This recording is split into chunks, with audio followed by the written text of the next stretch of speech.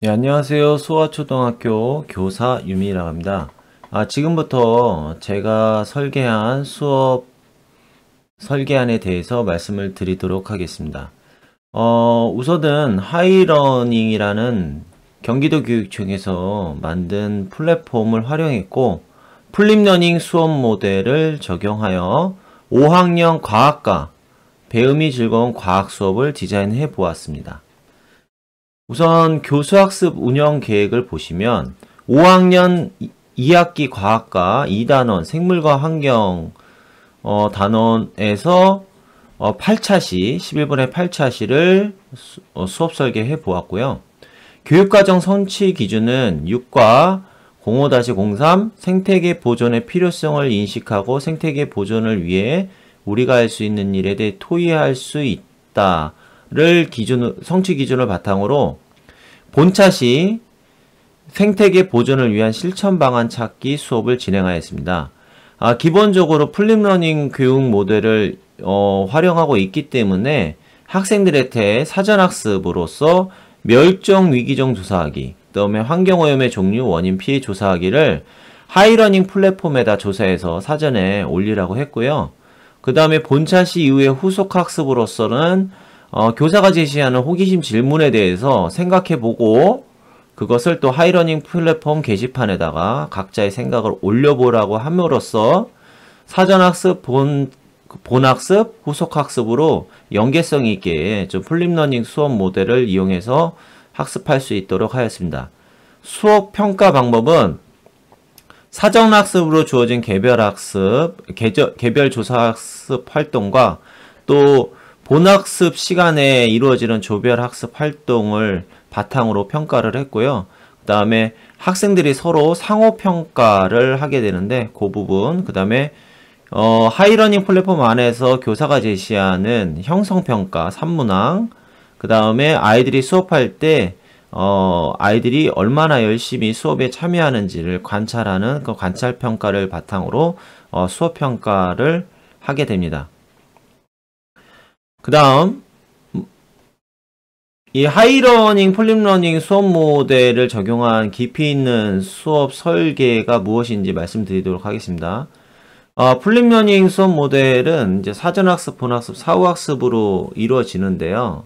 여기에 경기도 교육청에서 제작한 AI 코스의 하이러닝이라는 플랫폼을 활용하여 깊이 있는 수업을 설계하였는데, 깊이 있는 수업이란 2022 개정교육과정에서 강조하는 개념 기반 탐구학습을 위해서 핵심 질문과 탐구 질문을 바탕으로 개념을 이해하고 다양한 영역으로 배움을 전이하며 관련 역량을 키우기 위해서 하는 수업이 깊이 있는 수업입니다. 깊이 있는 수업을 실천하기 위해서 이 깊이 있는 수업에서 요구하고 있는 탐구 질문을 바탕으로 수업안을 좀 설계해 보았고요. 다음은 이 AI 코스의 전략인데요.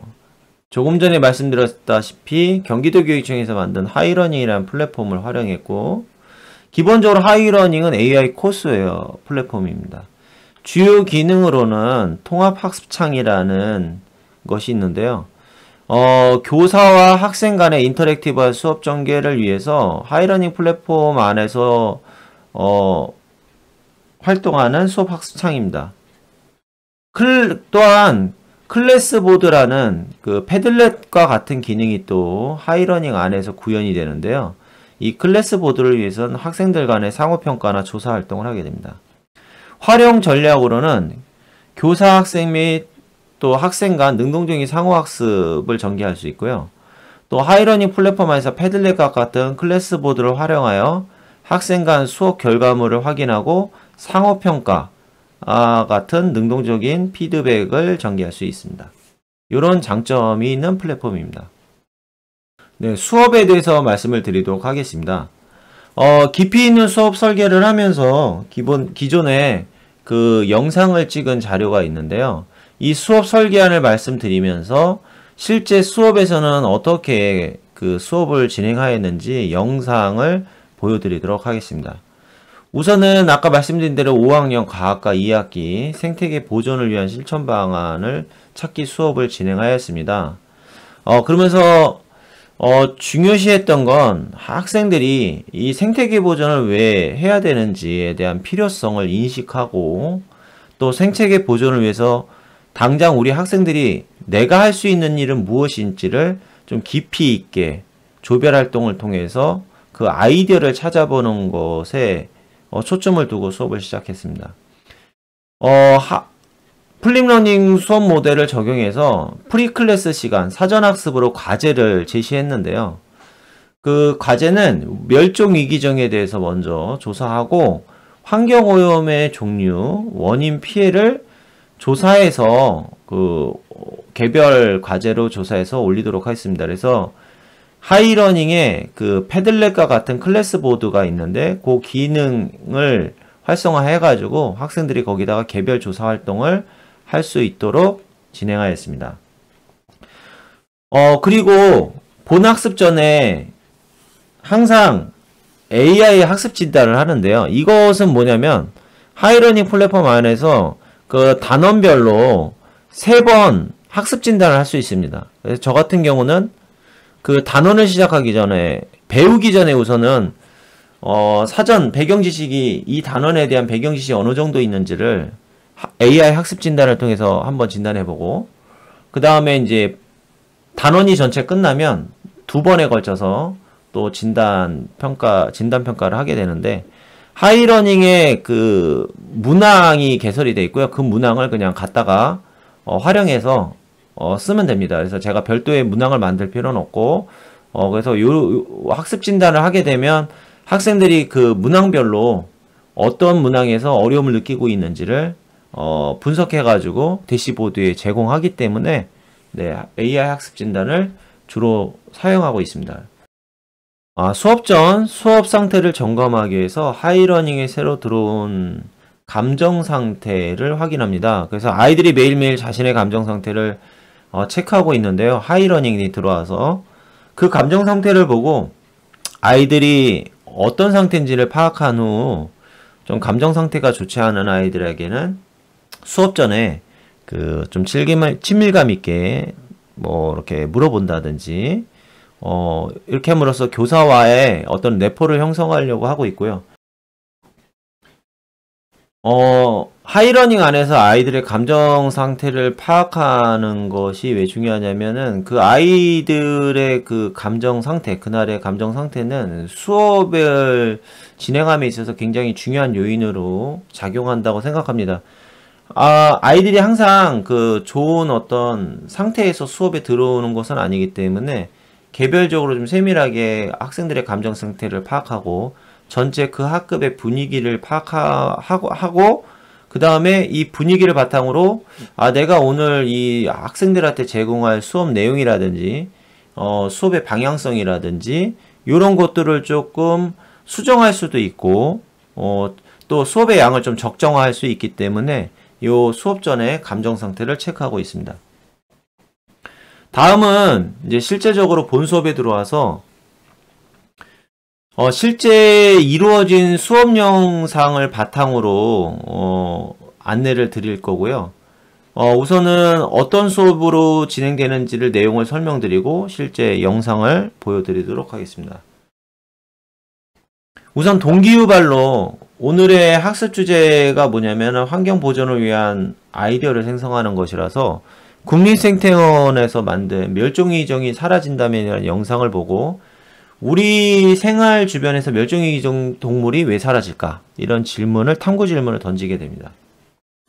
이 탐구 질문을 받은 아이들은 각자의 생각을 카웃이라는 에듀테크 플랫폼을 통해서 자신의 생각을 한번 나타내게 되고요. 이 카웃에 보면은 워드 클라우드라는 기능이 있는데 자신의 생각을 나타내면 아이들이 제일 많이 생각이 모인 내용이 이렇게 글자가 단어가 크게 나타나게 됩니다. 그래서 이 워드 클라우드 카웃을 이용해 가지고 아이들의 생각이 어떤 생각을 갖고 있는지를 알아봤고요. 그 다음에 학습 목표를 제시하고 그 다음에 활동으로 넘어가게 됩니다. 그래서 지금 화면에 보이듯이 카웃 화면이 나타나는데요. 거기에 보면은 가장 큰 글자가 인간하고 환경오염이 나오지 않았습니까? 그 아이들이 가장 멸종위기종이 사라지는 가장 큰 원인으로 인간과 환경오염을 뽑은 거거든요. 그래서 여기서 이제 교사는 어떻게 얘기하냐면 이처럼 멸종위기종이 사라지는 원인은 인간과 환경오염이 가장 큰 원인으로 나왔는데 그래서 우리는 활동일에 이 환경오염이 생태계에 어떤 문제를 끼치고 있는지를 알아보겠다. 이런 식으로 해서 넘어가게 됩니다. 그리고 기존의 사후학습으로 아이들은 환경오염의 종류와 원인, 피해 사례를 조사했고 이거를 이제 활동일에서는 서로 발표하고 공유하고 상호평가를 하게 됩니다. 네. 자, 그러면 이제 지금 우리 이제 수업 시작을 하도록 하겠습니다. 알겠어요? 자, 이제 수업 시작을 누를게요, 선생님이. 네. 요 앞에 거는 여러분들이 조금 전에 그 조사 활동 한 거고요. 오늘 2단원 생물과 환경, 생태계 보존을 위한 실천 방안 찾기인데 이게 굉장히 중요한 내용입니다. 어떻게 보면 그 생물과 환경에서 제일 중요한 부분이에요. 왜? 우리가 실천해야 돼. 일상생활에서.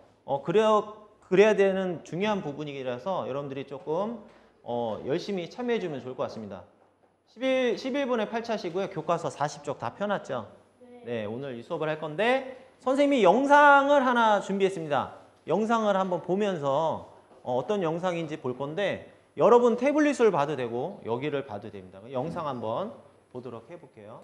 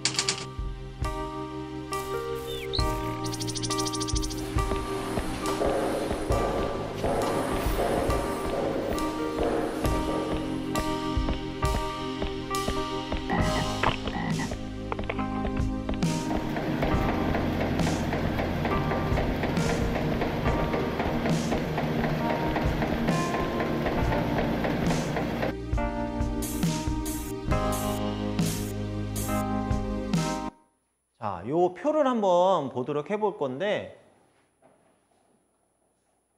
자, 연도별 우리나라의 멸종 위기종을 지정한 수의 변화예요. 그러니까 그래프가 점점 올라가고 있죠. 그래서 시간이 지날수록 우리나라에서 사라져가는 동물 수가 이만큼 많아졌다는 얘기예요. 그래서 우리 지금 이 순간에도 우리가 볼 수 없는 우리나라 예전에 살았던 동물들이 꽤 있습니다. 그리고 지금 이 순간에도 사라질 가능성이 아주 많은 멸종 위기 동물 1급인 동물들도 상당히 많아요. 그래서 한번 봅시다. 자, 여기 좀 선생님이 사진을 4장 준비했는데 혹시 여기에 이 동물 카우스로 링크 됐죠? 카우스로 아니면 카웃이라고 치세요. 자, 게임핀 보여줄게. 자, 카웃에다가 자신의 생각을 써보는 겁니다. 자, 핀 번호 나오면 자기 이름으로 들어옵니다. 알겠죠? 네, 27692. 네. 자, 뭐라고 썼는지. 네, 이렇게 나왔어요. 다양한 의견들이 이렇게 나왔어요. 그래서 보면 환경오염, 생태계 파괴에서 환경오염, 생태계 급격하게 변해서 지구온난화, 사람들이 무분별하게 죽인다, 사냥, 무차별적 도시화. 와, 이건 조금 어려운 말인데 인간들의 욕심, 인간들에게 상향당해서 네, 이렇게 지구온난화 이렇게 나왔습니다. 자, 우리는 여기서 글자가 제일 크게 나온 게 뭡니까? 인간과 환경오염이죠. 글자가 크게 나왔다는 건 여러분이 많이 썼다는 얘기예요. 자, 그래서 이 동물들이 사라지는 원인이 인간이 무차별적으로 동물을 사냥하고 이런 것도 있지만 또 다른 원인은 뭐가 있다? 어떤 원인이 있다? 환경오염의 원인이 있다. 그래서 다시 통창으로 와볼까요? 다음은 이제 활동일에서 사전학습을 아이들이 조사한 클래스보드에 조사한 환경오염의 종류, 원인, 피해들을 이제 발표를 했고요. 우선은 발표를 하기 전에 아이들이 이제 상호평가를 먼저 합니다. 그래서 클래스보드에 들어가서 아이들이 작성한 거를 읽어보면서 상호평가를 했는데, 상호평가를 어떻게 하냐면 그 클래스보드 안에 보면은 친구 자료에 하트 주기가 있습니다. 그래서 잘한 거에 하트 주고 댓글 달으라고 했고요. 그래서 우선 상호평가를 하고, 그 상호평가를 하면은 이제 하트의 개수가 뭐 5개, 6개, 많은 학생들도 있고, 뭐 한두 개 있는 학생들도 있습니다. 그래서 우선은, 하트의 개수를 많이 받은 학생들 중심으로 발표를 하고, 또 자기가 스스로 발표하고 싶은 학생, 발표함으로써 다양한 환경 종류의 환경 종류와 그 다음에 이게 왜 환경이 이렇게 오염이 되는지, 환경의 오염이 되는지 원인을 찾아보고, 또 생태계에는 어떤 피해를 주는지 알아볼 수 있도록 활동을 진행했습니다. 그 영상을 한번 보시도록 하겠습니다. 생물들을 생태계에서 잘 살 수 있게 할지, 또 환경 보존을 어떻게 하면 좋을지 그 아이디어를 한번 찾아보기 활동을 할 거예요. 자, 우리 학습 목표 한번 읽어보도록 하겠습니다. 전체에서 정말 너무 잘한다. 감동했고요. 이 정도까지는 기대 안 했는데 이렇게 원인과 피해를 이렇게 두 부분으로 나눠가지고 정리를 참 잘했어요. 조사 활동을 굉장히 잘했습니다. 자, 우리 수질오염에서는 또 누가 또 많이 받았나? 지금 수질오염은 많이 했네요. 정윤 활동 2에서는 앞에서 이제 그 생태계 보존을 멸종위 기종이 사라지고 있는 영상을 통해서 멸종위 기종이 왜 사라지는지를 알아봤고, 또 카오스를 통해서 그 원인이 환경 오염에 있다라고 됐고, 활동 1에서 그 환경 오염이 이 생태계에 어떤 피해를 주는지를 알아봤습니다.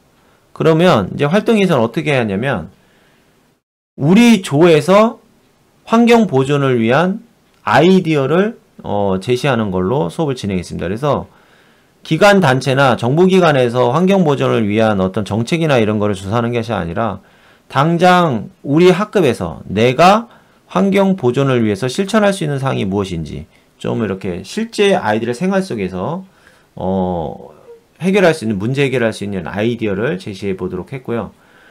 그 오른쪽에 그 분홍창에 보면 모든 발표 수업창 화면인데, 그 하이러닝의 모든 발표 수업 창에 요 자료를 배부를 했습니다. 그래서 이건 어떤 기능이냐면 통합학습창 안에서 아이들을 이렇게 소그룹으로 모일 수 있게끔 할 수 있거든요. 줌에서도 보면 소그룹으로 이렇게 회의를 모이게 할 수 있잖아요. 그러면 아이들이 이게 조별로 묶이면 아이들이 이 조별 안에서 공동 작업이 가능합니다. 그래서 지금 여기 모든 발표 수업창 화면에서 보면 내가 생각하는 환경 보존을 위한 아이디어 있잖아요. 여기에 1차적으로 각자 자기가 생각하는 좋은 아이디어를 제시하게 했고, 이제 각자 자기가 좋아하는 좋은 아이디어를 제시하면 그걸 이제 모둠에서 조별해서 이제 협의를 하고 우리 조에서 채택한 가장 좋은 아이디어를 선정하게 됩니다. 그 선정한 거를 오른쪽 녹색 칸에다가 넣고 그 아이디어를 바탕으로 이 아이디어를 실천하기 위해서 실생활에서 어떻게 우리가 무엇을 해야 되느냐, 실천 방법, 구체적 실천 방법을 협의해서 또 작성하게 했습니다. 그렇게 해가지고 아이들은 환경 보존을 위한 우리 조만의 아이디어를 탐구하고 발표하게 했고요. 요거를 이제 발표한 다음에 또 상호평가를 했습니다. 그래서 어느 조의 아이디어가 가장 좋으냐. 그래서 우리 학급에서 가장 좋다고 아이디어로 채택된 그 조의 아이디어, 그 다음에 실천 방법을 가지고 이제 그 학급은 실제 환경 보존을 위해서 다음 차시, 다다음 차시에 활동을 하게 됩니다. 그래서 아이들이 만들어낸 문제 상황에 대한 해결책을 가지고 다음 시간, 다다음 시간에 실제 그 실천해 보면서 과연 우리가 환경 보존을 위해서 좋은 아이디어를 만들었고 그것이 실제 실천하면서 잘 실천되고 있는지를 또 점검하게 할 수 있는 그런 수업으로 이어가는 활동을 계획했습니다. 다음은 이제 이렇게 활동까지 끝나게 되면은 아이들은 이제 형성평가 문항을 푸는데요. 하이러닝 안에서 수업도 이루어지지만 그 안에서 형성평가 문항을 배부할 수 있습니다. 그러면 아이들 태블릿에 형성평가 문항이 세 문항이 뜨고요. 아이들이 이제 문제를 풀게 됩니다. 이게 좋은 점은 뭐냐면 그 수업 안에서 형성평가도 이루어질 수 있고 아이들이 형성평가를 풀면은 바로 이제 정답이다 오답이다 나오니까 그걸 통해서 내가 무엇을 알고 무엇을 모르는지를 바로 피드백 받을 수 있고요. 교사는 교사용 대시보드를 통해서 학생들이 어떤 걸 틀렸고 어떤 걸 맞았는지를 바로 피드백 받을 수 있고 그것을 학생한테 또 피드백을 해줄 수 있습니다. 그래서 학생한테 피드백할 때는 그냥 교실 현장에서 너 이거 맞았네? 너는 이걸 좀 틀렸는데 요건 이런 내용이야. 이렇게 피드백 해줄 수 있지만 그걸 부담스러워하는 학생들은 거기 질문 기능, 하이러닝 안에서 교사와 학생 개개인 간에 이렇게 질문을 할 수 있고 답변을 해줄 수 있거든요. 그래서 그 기능을 이용해서 학생한테 너가 이렇게 했는데 요거는 이렇게 하면 좋을 것 같아. 이렇게 안내를 해준다든지 이렇게 해서 피드백을 해주겠습니다. 자, 한번 다른 조에서 한 거 한번 보도록 하겠습니다. 활동 2예요. 이제 우리 조별창에서 이 환경 보존을 위한 아이디어를 한번 알아볼 건데 요거 다른 팀에서 한 건데 한번 선생님이 설명을 해줄게요.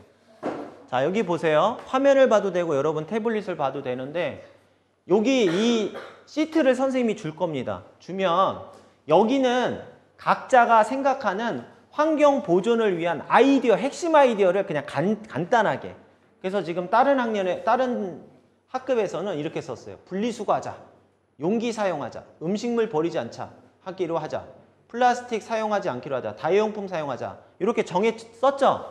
요거는 각자 메모카드를 위해서 이렇게 써 넣을 수 있죠? 이렇게 쓴 다음에 이제부터가 중요합니다.